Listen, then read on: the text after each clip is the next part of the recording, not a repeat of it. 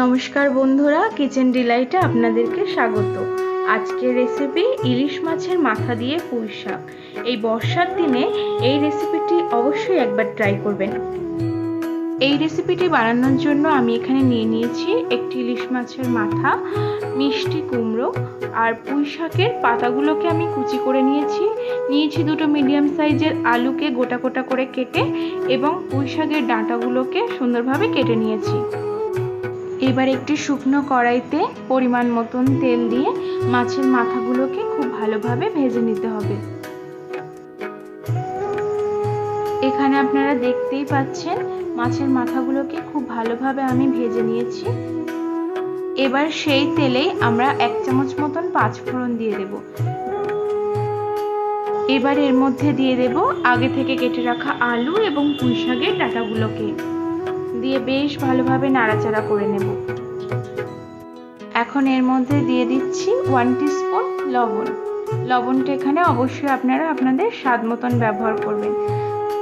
তো একটি ঢাকনা চাপা দিয়ে মিডিয়াম ফ্লেমে ভালোভাবে এটাকে ভেজে নেব। এবার এর মধ্যে অ্যাড করছি আগে থেকে কেটে রাখা মিষ্টি কুমড়োগুলোকে।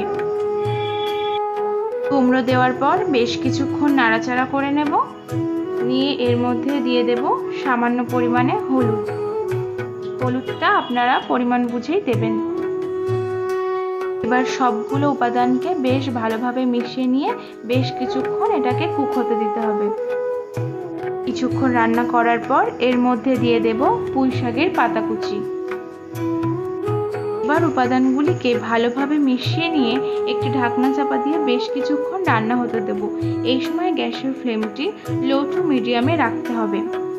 এখন এর মধ্যে দিয়ে দিচ্ছি আগে থেকে ভেজে রাখা ইলিশ মাছের মাথাটি, দিয়ে ভালোভাবে নাড়াচাড়া করে এর মধ্যে আদা, কাঁচা লঙ্কা, সাদা সর্ষে এবং লবণ দিয়ে একটি পেস্ট আমি আগে থেকেই তৈরি করে রেখেছিলাম, সেই পেস্টটি এর মধ্যে দিয়ে দিলাম। তারপর সামান্য জল দিয়ে মিক্সিটাকে ভালোভাবে ধুয়েই এর মধ্যে আবার সেই জলটিকে আমি ঢেলে দিলাম। আর একটি ঢাকনা চাপা দিয়ে মিডিয়াম টু হাই ফ্লেমে এটাকে রান্না করে নেব। এর মধ্যে অ্যাড করছি সামান্য পরিমাণে চিনি। চিনিটাও অবশ্যই আপনারা আপনাদের স্বাদ মতন ব্যবহার করবেন। এবার এটাকে ততক্ষণ পর্যন্ত কুক করতে হবে যতক্ষণ না এর ঝোলটা শুকিয়ে যাচ্ছে।